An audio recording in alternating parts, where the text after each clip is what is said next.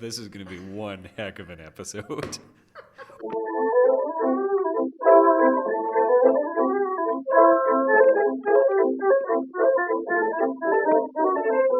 Hello and welcome to Witch Please, a fortnightly podcast about the Harry Potter world. I'm Marcelle Cosman. And I'm Neale Barnholden.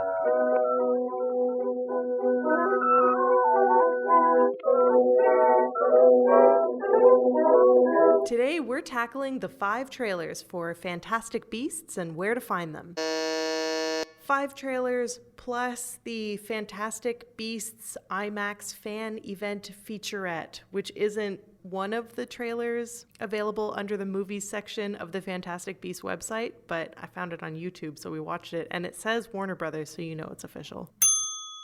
But before we get started, I first want to say that one of our listeners pointed out that this is going to be a 5-film adaptation of like the smallest book in the history of time. So small that it's putting Peter Jackson's Hobbit trilogy to shame. And I died, and now I'm a ghost. And so, Neale, you should know that you're recording this episode with a ghost. And then the second thing that I want to say is that I actually really hate watching trailers for a movie that I plan to see, because I like to go to a movie with as little information about it as possible. I'll like see a poster and be like, that looks like a movie I want to go see. And then I will go and see it and have no idea what it's about. So I'm only doing this for you, dear listeners. I have basically just ruined Fantastic Beasts and Where to Find Them for you. Aww. So Neale, you had something that you wanted to say at the start of the episode too, right? That's right. I sure did. I just wanted to comment that on Twitter, my comment in the past episode that trailers are adaptations of some kind was taken up in a really interesting way by 2 listeners, of which please. Wait a second. That was my comment. Wait, was it? Yeah. I said that trailers were adaptations, and you were like, what? You're blowing my mind. Shit. Can we just bleep this for misogyny?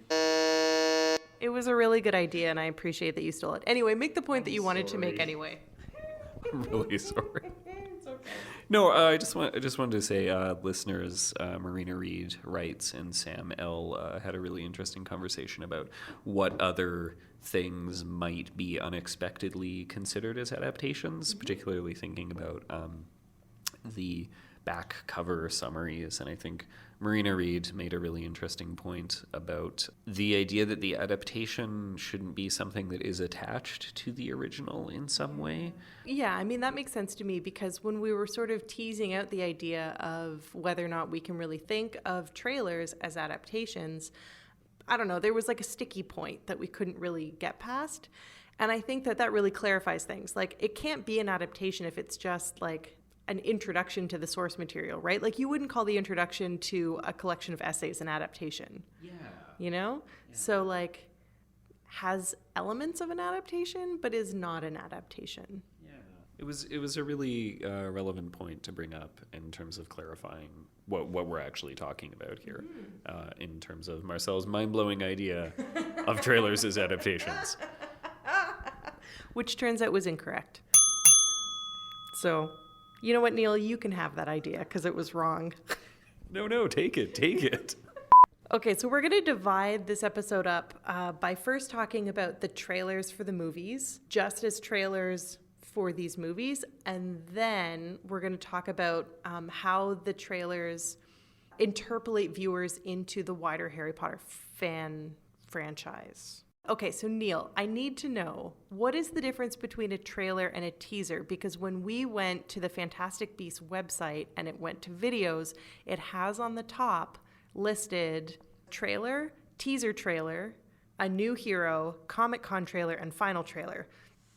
I didn't see any difference between trailer and teaser trailer. So can you explain what the heck the difference is between those two things? I have to admit, I'm really stumped on this one, actually, because I had always believed that teasers were shorter and less plot-based, that they were maybe a central image or sort of dialogue or introducing the concept. Mm-hmm. You know, as the name implies, more of a sort of tease to the audience.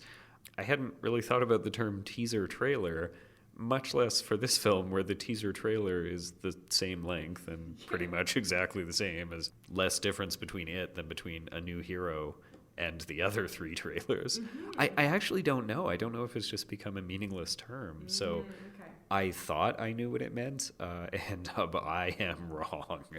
Okay, so maybe we can think of the teaser as being like a wedding invitation, because it used to be that wedding invitations were the thing that notified you that 2 people were getting married and they're getting married on this date, so you should come. But now people send save the dates. So maybe no, this parallel isn't working at all. Let me try another one. Maybe it's like a promise ring, where like it used to be that you would give somebody an engagement ring to be like, I want to marry you, let's get married. But now people give promise rings to be like, someday I'm going to put an engagement ring on your finger, which is a promise that someday I'm going to put a wedding ring on your finger. You know what? This isn't working either. Never mind. This is just like a foray into why I find the wedding industrial complex so confusing. I think there is, to be honest, a connection between what you're talking about, because for the same reason that the wedding industrial complex has sort of disarticulated all the parts of a wedding and expanded them to an infinite length, that's exactly what the entertainment industrial complex has done to movies and their previews. So the idea that you would have a trailer, a teaser that appears at a comic convention in a huge event, a year or more before the movie is even released, or featurettes that are released while the movie's being filmed. There's those sort of, interviews that appear with people while they're on set before the movie's been released. I think that is the same impulse to kind of maximize the product or the exposure of the product. So I think that's entirely pertinent. Great. Also, the wedding industrial complex is always pertinent. It's never not inappropriate to talk about how it is bananas. Okay, cool, great. Neale, you were going to talk a little bit about trailers. Talk to me about trailers in general, and like we talked last time, I got you to explain what the function of a trailer is. So expand on that. Well, generally the point of a trailer, as we talked about last week, is to give the audience a sense of what the movie will be like, and to some extent what it's about. And part of what's interesting about this variety of trailers is that you can see different approaches that they've taken to it. Lumos Maxima. Lumos Maxima.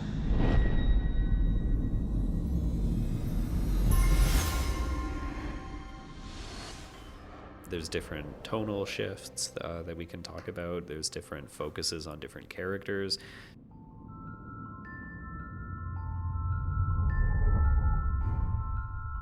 You're an interesting man, Mr. Scamander. Just like your suitcase, I think there's much more to you than meets the eye. Some trailers seem to imply that it is very much focused on the character of Newt Scamander, whose name I always have to think about for a split second before pronouncing it. And then some movies imply that it is, in fact, a kind of sprawling cast that has large numbers of people. You've known for 24 hours that an unregistered wizard set magical beasts loose in New York. Yes. Where is this man? I don't think I've seen a single trailer where Jon Voight says anything, despite the fact that he seems to be a fairly significant character. I'm curious because you had sort of made a reference to how like we're not really supposed to notice them. Oh. I'm remembering that wrong. You didn't quite say that. You said something smarter than that. Explain it. Well, boy, that's a real lead in to my next comment. It was brilliant, Neale. Can you repeat it? Well, I'll just tell you something that you said earlier and claim that I thought of it first. Seems to be par for the course. This might be the shark jumping moment of which please. No, I was going to say that when we were watching trailers, or when we were talking about trailers for the last episode, we were noticing that we were having an extremely hard time keeping track of what trailers were released at different times, what was different about trailers, basically the variance between trailers. And I was thinking about it more afterwards, and I think that we're not supposed to notice that. I think that we're not really supposed to be carefully parsing how many different trailers come out or when they're released, or to be aware of the way in which they're maybe playing to different audiences. I mean, I understand that fans do actually parse trailers in a huge amount of detail, as, do some professionals, right? But yeah, I mean, I'm not sure that we, the kind of lay audience, are actually supposed to really think about that very much, that there are different trailers. You must be right, because if we were supposed to think about them, they probably wouldn't all have different beginnings. I don't know, like pretty much every one of the trailers, not the like fan event things, not the fan event videos, but the trailers that we watched, they all start uniquely.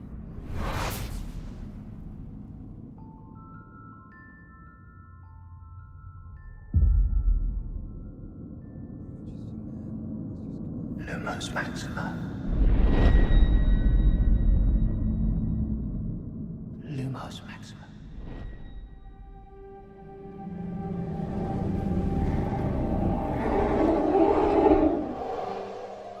You've known for 24 hours that an unregistered wizard sent magical... It was like a ghost.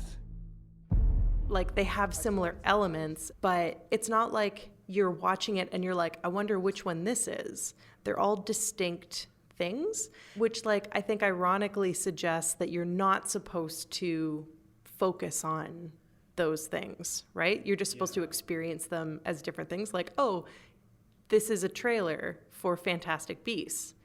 I haven't seen this yet. It's almost like trailers gaslight you into thinking that you haven't seen the trailer for the movie yet, because you're like, oh, what's this? Fantastic Beasts? Yeah. Oh, I don't know if that's right. I mean, I think that they're supposed to remind you that this movie exists, but not bore you by showing you the same 2 minutes over and over again. Yeah. That's a really... I'm thinking about that in terms of gaslighting. That is actually fairly insidious if you think about it. I mean, it's basically using the device of some kind of doubt that you have about your own experiences. So you know you've heard of Fantastic Beasts, but you don't know whether you've seen this trailer. Yeah. And in fact, in practice, if you watch trailers at the movies, it's very, very hard to tell if you've seen that exact trailer before, because you have no means of comparing them directly. Yeah, huh. Yeah, oh man. The days before YouTube, right? When you're like, have I seen it? I don't know. You gotta go see Meet Joe Black like an idiot. Like an idiot. Like a chump. So we've talked a lot in the last episode about just the sheer quantity of trailers and the like trailers that happen for different events. What is the point of a Comic-Con trailer, and why is a comic convention trailer its own beast, if you will? I think that it is largely about presenting a sort of novel trailer that has some element of novelty to it to an extremely receptive audience. It was like a ghost. I saw its eyes, shining white eyes, and it dove down underground. I once went to San Diego Comic-Con, and I saw the debut trailer for the Guillermo del Toro movie. Oh, it's the one, don't look in the basement. Don't... Too scary. Don't I can't even look in the walls or whatever. Oh my god. It's actually a very forgettable movie. I think he maybe only produced it. He was there, but the thing is, that room went bananas for that trailer, and that movie did not... I mean, it wasn't all that interesting. But what I remember, actually, is that it was the same year that the trailer for The Adventures of Tintin came out, and it was impossible to get into that room to see that trailer, even though that trailer isn't going to be kept under wraps or a secret, and it's not like only the people in that room ever get to see it, and everything that happens at Comic-Con is available somewhere else in some way. But I think that it's about an extremely receptive audience to build a certain kind of fan enthusiasm for it. So I basically think it's a pre-selected audience, whether it's San Diego or any other comic convention. Yeah, if you think about it, by definition, the people who are there are people who have gone out of their way probably to fly or to travel a very long distance, and then they also have to choose to go into, to wait or go into the room to see a trailer for something. So I suspect that's also the reason why smaller conventions like our local con actually doesn't really do trailers or kind of previews of movies that are coming out. Yeah. It's true, it doesn't. Does Calgary? I don't know. I mean, these are very generalizations. I haven't looked over all the programs. I could probably look this up on the internet. That would be reasonable. I'm not even going to research the previous episode of this show. I'm not even going to listen to it. I refuse. Everything great was my idea. You're a man, so obviously. That's a great point, Marcel. Maybe a man would like to make it. Before we get into the stuff about like how the trailers get us into the Harry Potter world, what do you think of the trailers? Talk to me about the trailers. How do they make you feel? One thing that's really interesting about these trailers is that they're portraying a really, really strange kind of movie, actually. I mean, they are all extremely insistent on the fact that it's a period piece, but it's also a special effects heavy fantasy movie, which is a really, really strange combination that I think is actually kind of much weirder than it appears to be. I mean, I'm really hard-pressed to think of another version of that. First trip to America? Yes. Must get that fixed. Anything edible in there? No. Any livestock? No. Welcome to New York. I mean, it's strange because movies that are set in a recognizable period of the past have some kind of relationship to authenticity or to reality or to history particularly. But since this is a fantasy movie... Something is stalking our city, wreaking destruction, and then disappearing without a trace. Witches live among us. Sort of by definition, no, it's not actually something that ever happened, and it's not set in the real world, and it's not, it's not a story about something that happened that you should know more about or you should be interested in because it's real, which is very strange, actually. It's funny because when we were watching, I can't tell any of the trailers apart anymore, so I don't even know which one it was or if it was like a bunch of them. It was like a fever dream. But there's the part where a bunch of shit in New York starts exploding. This is related to Grindelwald's attacks in Europe. This could mean war. And I was like, We got a plan, right, guys? how are they going to tie this into the history of New York City? And then I was like, wait, it's a fantasy movie. They don't have to. And then I was like, wait, no, it's a historical period movie that's like trying to connect to the actual fascist uprising of the 20s. So are they gonna you're right. Yeah, you're totally right that it's like a really, if you will, strange beast. It's totally unclear to me from the trailer whether this is a secret history or an alternate history or just a sort of fantasy that doesn't try to touch on real things that have happened. I mean, certainly things in, well, I don't want to get into the paratext, but the paratext strongly implies that it's someone's version of actual events. But yeah, I think they're intriguing trailers for that, because I think that as much as that can seem incoherent, it is interesting. I mean, it's not a very common sort of style or genre to look into. Do you think that this is a new genre? Is Fantastic Beasts and Where to Find Them going to usher in a new genre of fantastic period pieces? Capital F fantastic, not like Sense and Sensibility. Which is fantastic. I wonder, actually, that's a really good question. I mean, I'm having a very hard time thinking of other movies that have this kind of tone, with the obvious exception of, well-known franchise Harry Potter. But, Whoa, we're really through the looking glass here. You know what? Actually, you know what's so interesting about that is that Harry Potter is supposed to take place in like the 90s, and it's not set. The movies are not set in the 90s. It could have been like, I mean, I guess it would have been weird to be releasing movies in the like late 90s, early 2000s that were set in the early 90s. So maybe that would have been weird, but it kind of would have been precious. Although this does bring me to something about Fantastic Beasts that I also find. I forgot what you were doing. Yeah, remember that movie, Fabulous Creatures and Their Locations? Yeah. One thing that I find really interesting about the wizarding world portrayed in it is that it seems extremely modern for its time. What you see of the what is it called, the Magical Congress of the United States or whatever. Yeah. It's those words, but I don't think it's in that order. It's sort of a brand new building for the 1920s, which seems in such contrast to what the Ministry of Magic looks like. I know I'm verging into a comparative thing, but it's interesting to me to take a concept like magic that we might associate, or fantasy, which we might associate with a kind of mythic past, and set it in a very recognizable modern past, which I assume is why they didn't do that in the Harry Potter movies. Right. Maybe that was just too much to negotiate, or I do think it would be very jarring if, Voldemort wants to know what happened in the 80s. Yeah. Voldemort shows up and somebody has like the Eve 6 album playing on their Discman.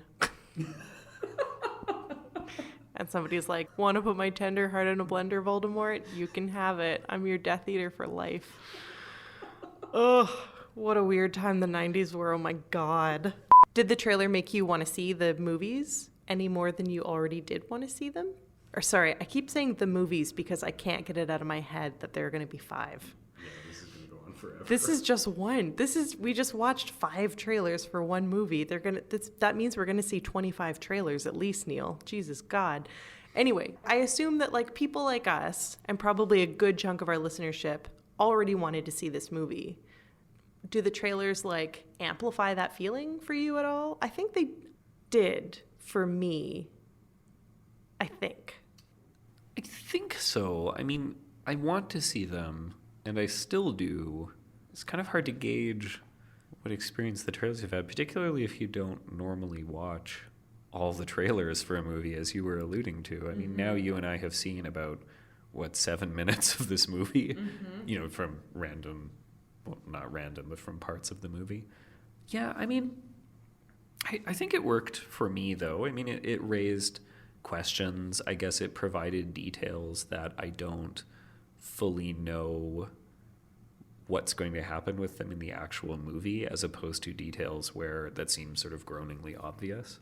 Yeah, I don't know. Yeah, like those handy gestures to heterosexual romance, those were so helpful because I was worried that there wouldn't be any heteronormativity in this film whatsoever, but I feel reassured, having seen it, that there will be at least 2 instances of heterosexual coupling. That is a really good point. Now, we do know at least how roughly 4 characters will end this movie. It actually, it's extremely predictable. Neil, you love the Niffler. Tell us about your feelings about the Niffler. I do love the Niffler, and I think the Niffler is showcased in at least one trailer where there's a sort of very clear shot of it. And there are different Fantastic Beasts that get this kind of showcase treatment at various points. I like the Niffler because it seems adorable. And I have to admit that I had no preconceived imagining of what the Niffler looked like. So I do find the visualizing of those details to be pretty interesting. I just think it's cute. I don't know. I don't know what the deal is. It's just, as I said on Twitter, it's a gold thieving platypus. Yeah. I mean, what did you call it? I called it a platypilfer.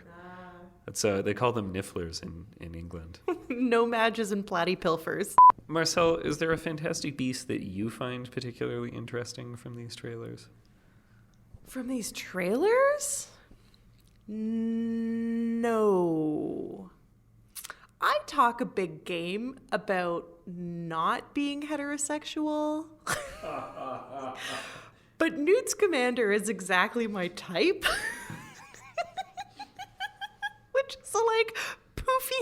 dandy. So I would say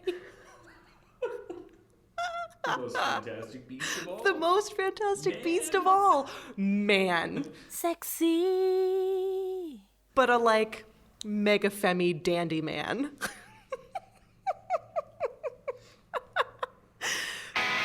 So I would say that that there was that. I feel like I learned a lot about myself watching these trailers. It's like he's got such a great jacket and his hair is so poofy and he has freckles. Who knew that I was interested in these things?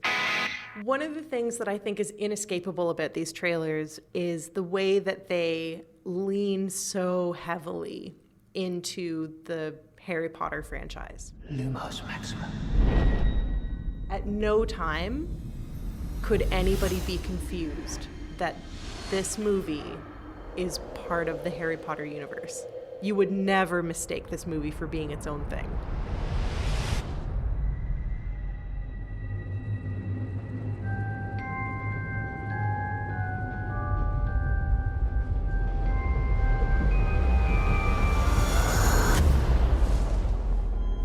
Mysterious thing.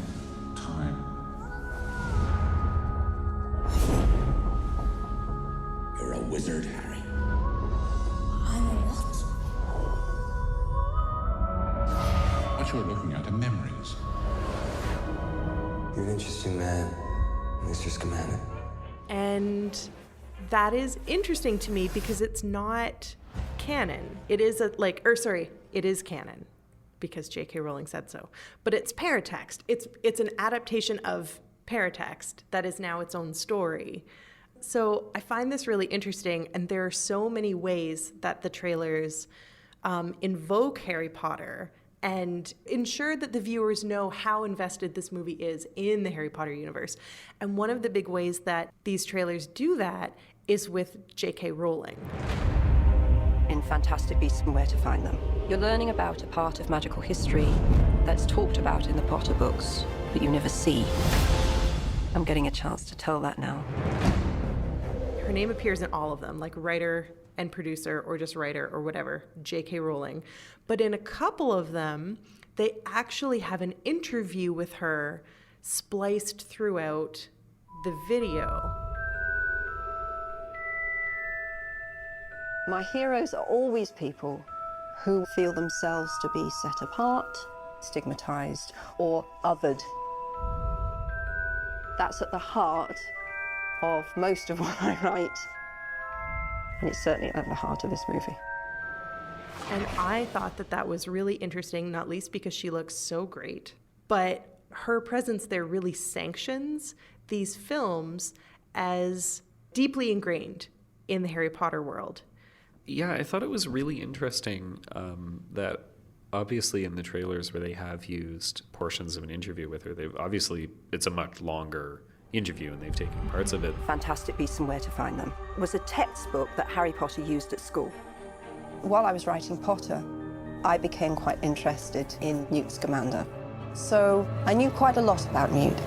In one of them, she says of Fantastic Beasts and Where to Find Them that this is where she always wanted to go with the story. Exactly. I know. This was always where I was interested in going.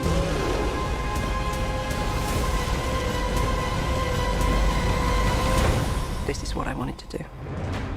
It's so fascinating, Marcelle. What do you think about that particular quote?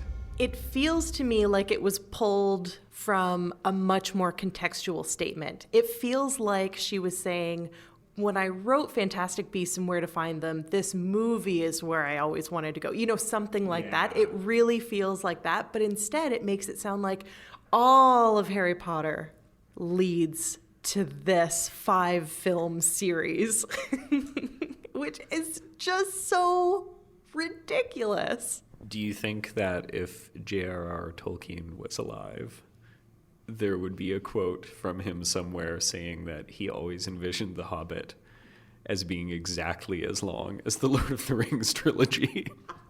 To be honest, the Hobbit movies are so bad. I am amazed that J.R.R. Tolkien didn't claw his way out of his grave and murder Peter Jackson in the night.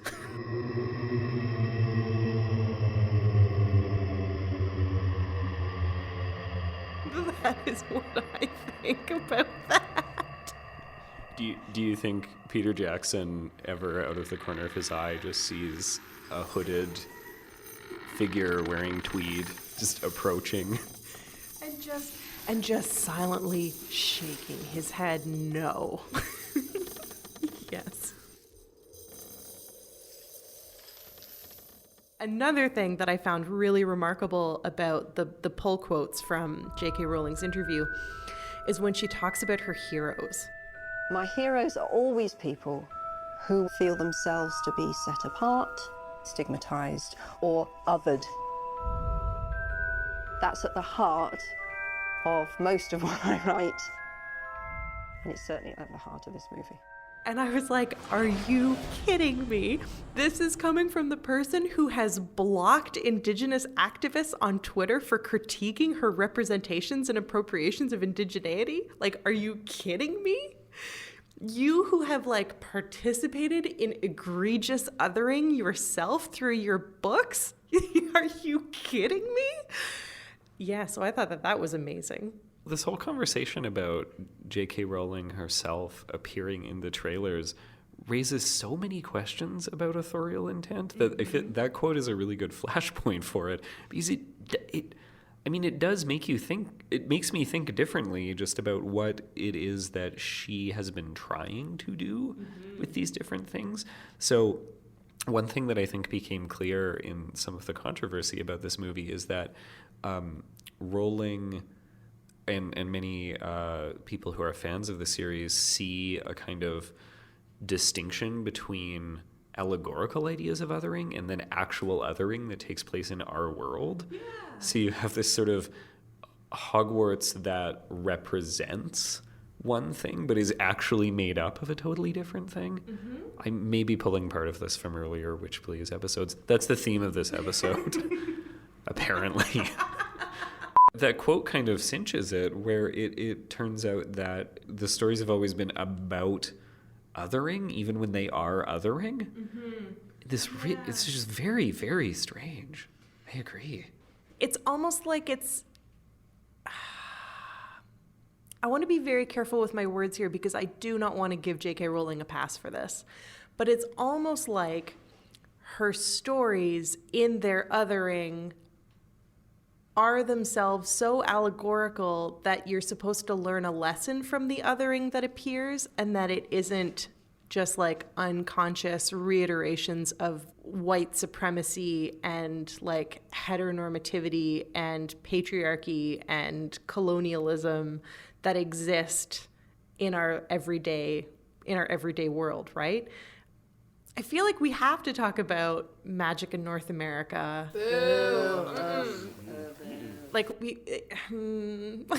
Magic in North America makes me so angry and stressed out. And I had considered for a little while maybe that we should like reject the entire Fantastic Beasts franchise because of its association with magic in North America. But Neale, you pointed out when we were watching this that like, do you remember exactly the words that you used to describe it? Because they were really great. Yeah, I was saying that one thing that strikes me as very strange about it is that all other things granted, the history of magic in North America is also very gratuitous to what Fantastic Beasts looks like, because it would seem that Fantastic Beasts and Where to Find Them is not at all concerned with the relationship between settler communities and natives. It would appear to not really be engaging with those issues. So it remains very gratuitous. Like, it's not as though someone ambushed J.K. Rowling and demanded that she explain the history of the colonization of North America, off the top of her head or anything. And it would seem that this movie is not really about that at all. I've heard someone mentioned that one of the beasts that we see at one point is a thunderbird, apparently, which, is appropriation, but is also totally unclear from the trailer. It's not at all clear from the trailer that that's a being that has been appropriated from a different spiritual tradition or a different religion at all. If we go back to that conversation we had earlier about what is the word that I'm looking for? The like generic fusion that this movie seems to be suggesting about period pieces and fantasy. It seems to be, I guess that is very much what she is doing with the history of magic in North America. Homina. Yeah, she's like mixing history or like historical fiction with fantasy, but in a way that's like extremely irresponsible for somebody who sees themselves as admiring people who have been othered and stigmatized, I dare say colonized. I guess it makes me a little bit anxious for what we're actually going to see in the movie itself, because you're right, like the trailers make those history tracks completely irrelevant, right? Or not irrelevant, what did you say? You said gratuitous. Yeah, completely gratuitous. Mm-hmm. And so if they were so important to release, I'm curious how they will feed into the film itself. The IMAX fan event has a moment with a woman who could be wearing a headdress. You know which of your creatures was responsible, Mr. Scamander. Look at the marks. No creature did this.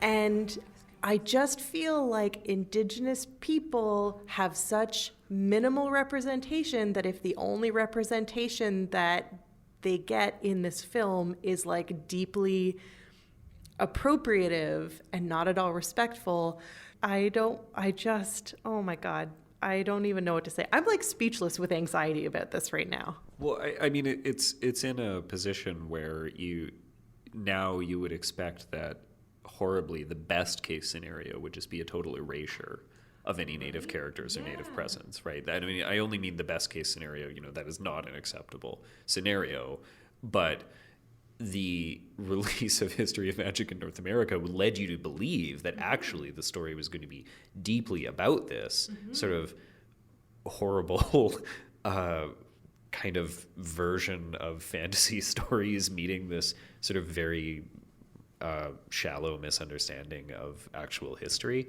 and actual cultures.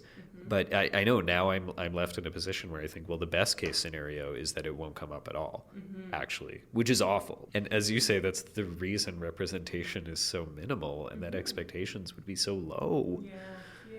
But I think, and I mean, if there really is a Thunderbird in the movie, as some fans seem to speculate, then yeah, we're really in for it if that's the representation. I also feel like it's very important to add at this moment, in case anybody out there is listening and thinking this and is like, yeah, but if there's an Indigenous actor playing that part of the person who's wearing the headdress, it's okay. I want you to know that it's not okay. And Indigenous actors need jobs, and it is a thing where you just watch Aziz Ansari's Master of None. He's got a great episode about how if you are a racialized person, you have to take whatever jobs you can get, and very often they are like shitty garbage jobs that do not do a good job representing like who you actually are as a person in the world, and instead just make you into some sort of stock character. So the fact that that person is played by an Indigenous woman is not a reason to be like it's okay. Let's leave this conversation behind because we're gonna have so much more to say about this when we actually see the movie. Let's go back to talking about the ways that this movie brings us like deep into the Harry Potter world, despite not having our favorite Harry Potter characters, right? Except, maybe it has Albus Dumbledore? What? Yeah, we had noticed that it seemed as the trailers went on and as more were released, there were more explicit references to Harry Potter, particularly to Hogwarts, to Dumbledore, and to Grindelwald. There's a concept in comic studies of the super reader, which is a reader who is thoroughly conversant with all the text and paratext and deeply cognizant of references and things. And that's the audience that is maybe imagined, but it's the one that gets all the references and all the continuity things.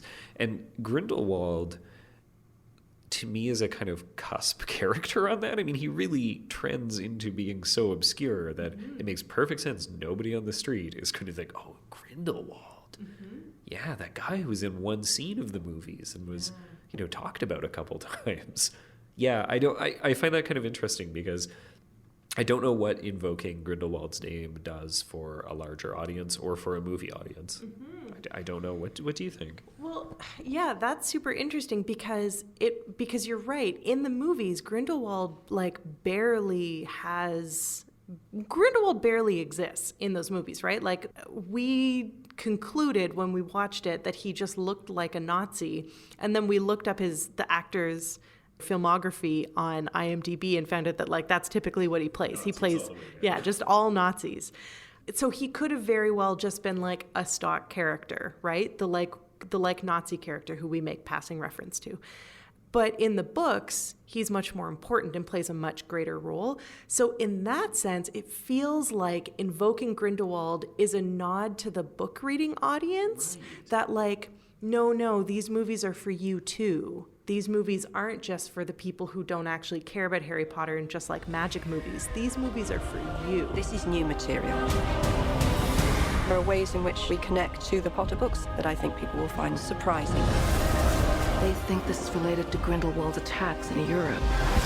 We're talking about the first time a wizard rose and threatened the world order. That makes a lot of sense to me because I think that the specific elements of the plot that delved into Dumbledore and Grindelwald's shared past quite a bit in the last 2 books, I think, right? Last book, 2 movies. Right. Sorry, it was the events of the last 2 movies.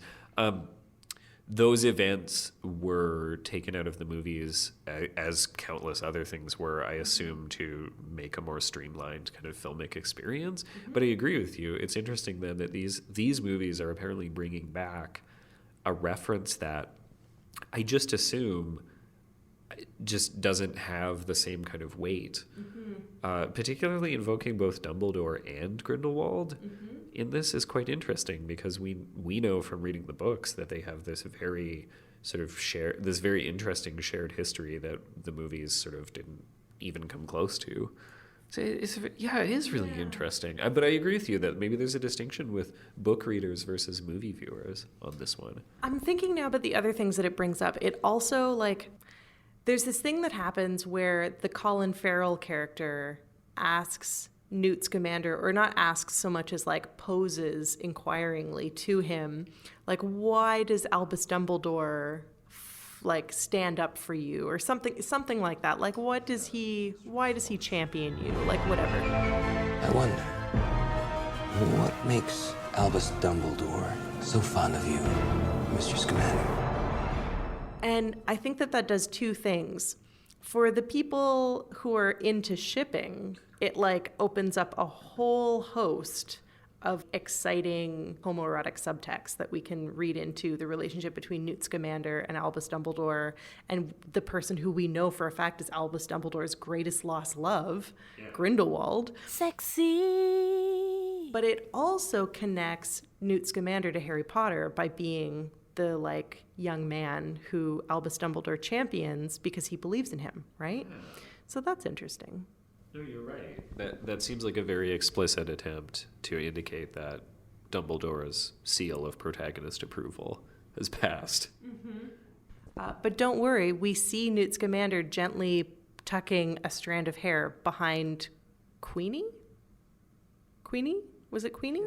I don't know. Behind a beautiful woman's ear. So, don't worry, everyone. It's a heterosexual love story, I promise. Okay, and then the other thing that we have to talk about is the music. Right? Because every single one of these trailers begins with very unique music that sounds like Harry Potter, but then every single one of these trailers ends with the Harry Potter theme. Every single one.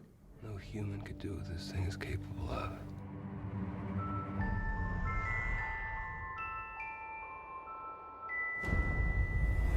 Mr. Scamander!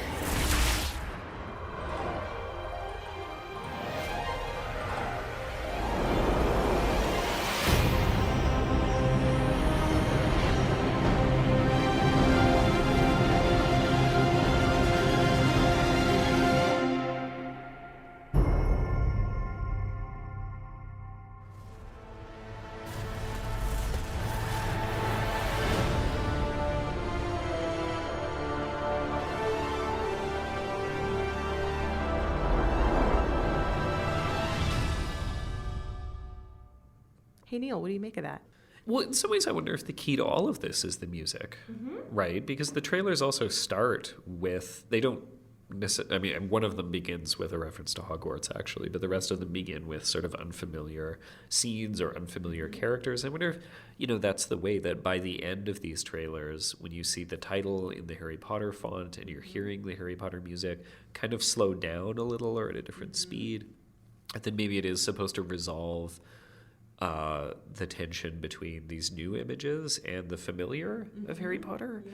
That's really interesting. I feel like if the movie had a title that was, Newt Scamander and the Fantastic Beasts, maybe you wouldn't have to do that as much. Although, I mean, Newt Scamander himself is a fairly obscure character from Harry Potter, so, Yeah. I hadn't thought of this before, but maybe that also functions as a kind of reference that book readers would be more apt to pick up on.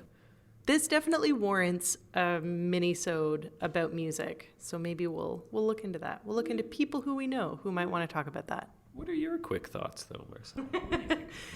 So as a viewer, whenever I hear the Harry Potter music, my heart fills with joy.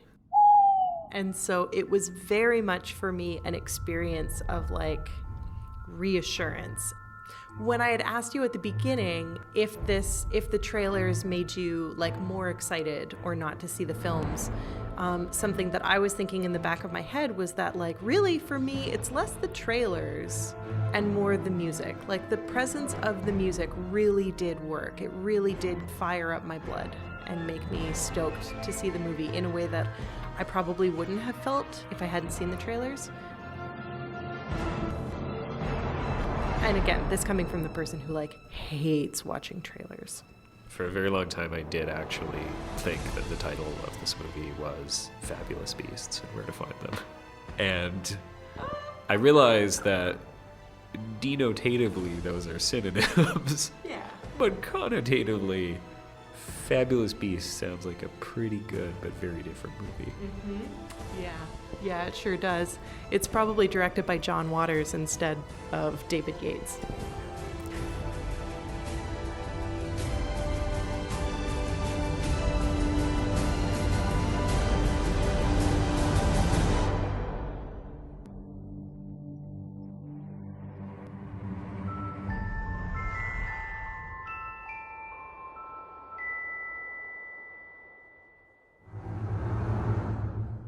Thanks, dear listeners, for traveling into the future to join us for episode 18.5 of Witch Please.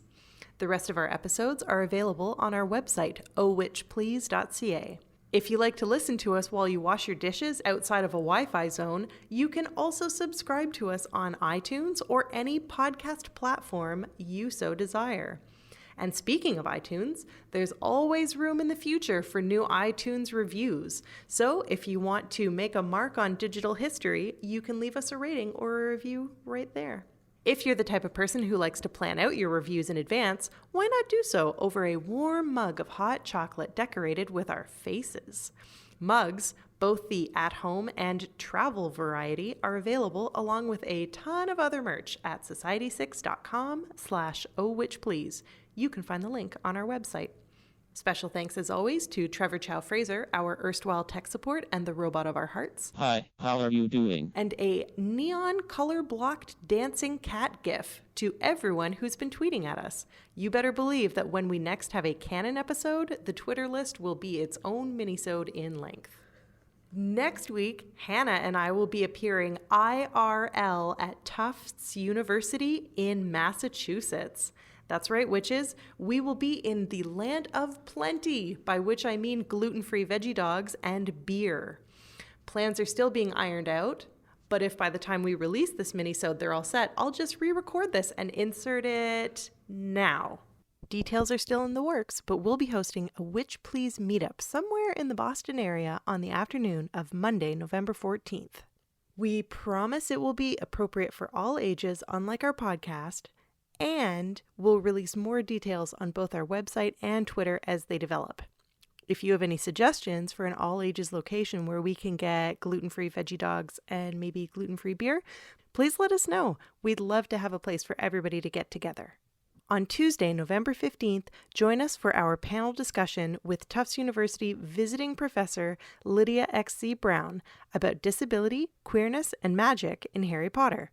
The talk starts at 6:30 and will be in the Remus Sculpture Court. Be sure to check out the details of the Facebook event for more info. We're also holding a podcasting workshop for members of the Tufts University Podcasting Network, so if that's you, we're super excited to meet you in person. Okay, back to the regular recording. It's going to be awesome. And if you are within a commutable radius of Medford, Massachusetts, you should totally come. So if you want to compare lipstick shades and set the patriarchy on fire in real life, come and join us. But until then... Later, witches.